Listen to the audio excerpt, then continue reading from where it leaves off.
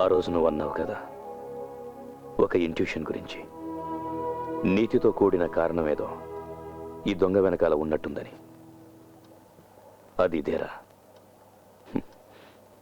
ఈ మునక్కాడ సాంబార్ గాడి వెనుకున్న ఉద్దేశం చోరీలో, హత్యలో కాదు, పోయిన ఇమేజ్ని తిరిగి సంపాదించుకోవడం.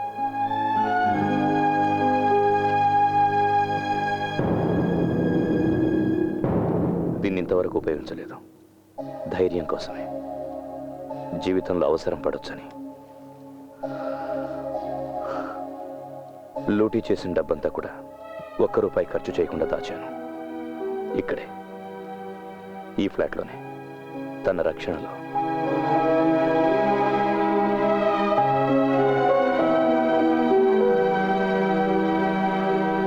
ఇప్పుడు ఈ ఫ్రెండ్షిప్ నాకు ఒక రెస్పాన్సిబిలిటీని ఇచ్చింది. నాకెప్పుడు నీ ఫ్రెండ్షిప్ ఇబ్బంది కలిగించలేదు ఫిలిక్స్.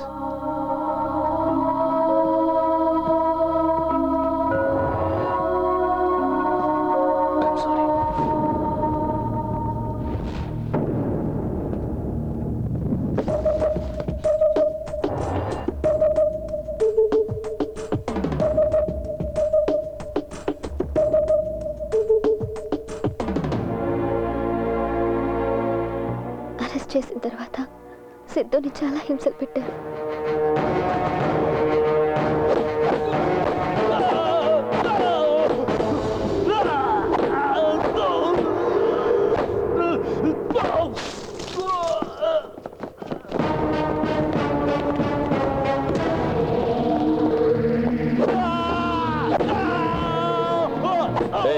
ఆపండి.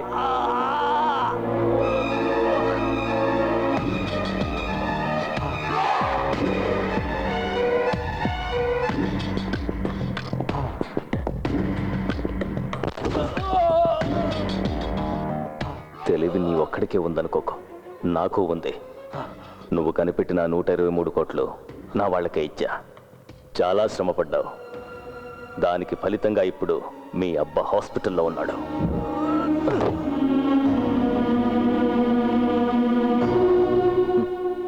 తనపై దొంగని ముద్రేసిన వాళ్ళని పట్టించకుండా తనే స్వయంగా దొంగగా మారాడు. తనని నాశనం చేసుకునే రివెంజ్, దానికి నువ్వు సపోర్ట్. చూడు, ఫ్రెండ్స్ కదా, నేను కళ్ళు మూసుకుని ఊరికే ఉండలేను. రాబోయే పరిణామాలను బట్టి నేను నిర్ణయాలు తీసుకోవాల్సి ఉంటుంది. ఓకే, దానికి ముందు ఒక ట్రయల్. వాడిని పిలువు.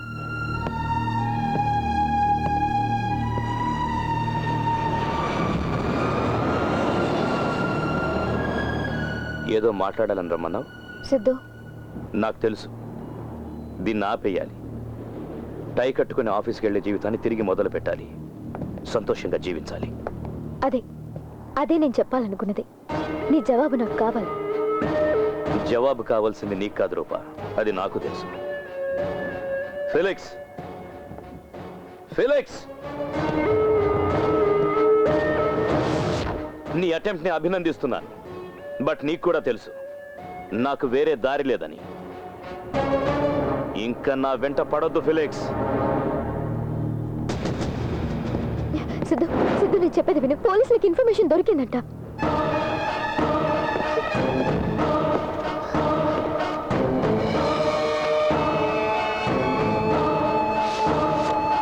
ఇదిగో, ఇది చూసావా?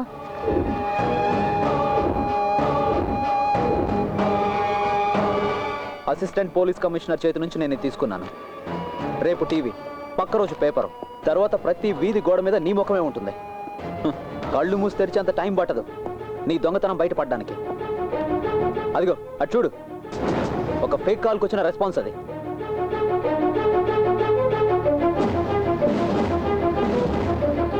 ఒక్క కాల్ చాలు, ఇక్కడితో నీ కథ ముగిసిపోతుంది. ఇలా మూర్ఖంగా బిహేవ్ చేసి రివెంజ్ తీర్చుకునేందుకు కాదు, నీ టాలెంట్, నీ లైఫ్. నీకోసం తన జీవితం కూడా నాశనం అయిందన్నదే నా బాధ. నీకు ఆప్షన్ ఉంది. ఇవన్నీ కట్టిపెట్టి మీరిద్దరూ హ్యాపీగా ఉండొచ్చు. దీని వెనక ఎవరున్నారని ఎవరికి తెలీదు. మనీ పోలీసులకు నేను హ్యాండ్ ఓవర్ చేస్తాను. ఇది ఔదార్యం కాదు సిద్ధు. సిద్ధు, ప్లీజ్.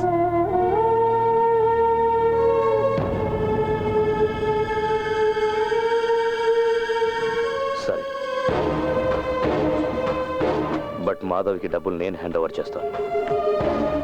నీ సమక్షంలో ఆ వ్యక్తికి తెలియాలి ఇదంతా చేసింది నేనేనని. ఎందుకు? తెలియాలి ఫిలిక్స్, తెలిసే తీరాలి. Okay, then the deal is fixed. What?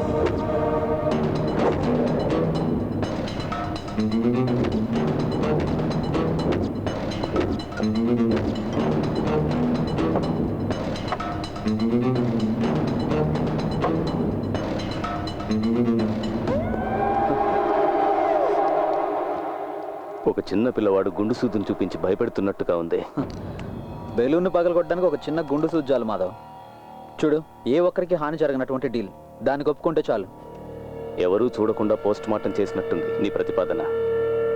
అది సరే, ఇందులో నీకేంటి లాభం? 2 దొంగ కోళ్ళు పడతాయి. నేను చెప్పింది నీకు అర్థం కాలేదు మాధవ్, అందుకే ఇలా మాట్లాడుతున్నావు. దొంగలిద్దరూ నేరుగా మాట్లాడుకోండి, అదే కరెక్ట్. ఇదిగో video conference, he's online. Siddharth,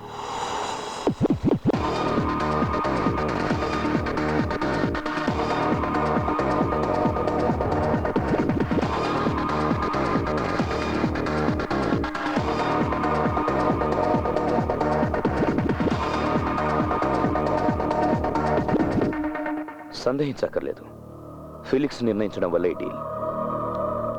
మా ఫ్రెండ్షిప్ని గుర్తు చేస్తూ బలవంతం పెట్టడం వల్లే దీనికి అంగీకరించాను. నీ అహంకారానికి అలంకారం కదా నీ బ్యాంక్. దాన్ని కొల్లగొట్టడం ద్వారా నాకు సంతోషం లభించింది. అది చాలు ఆపేయడానికి. సో నేను ఆపేస్తున్నా.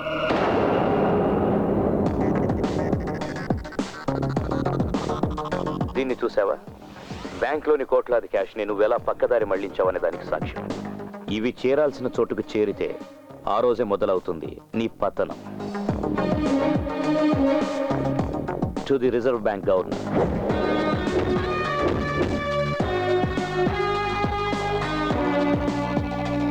To the director of the CBI,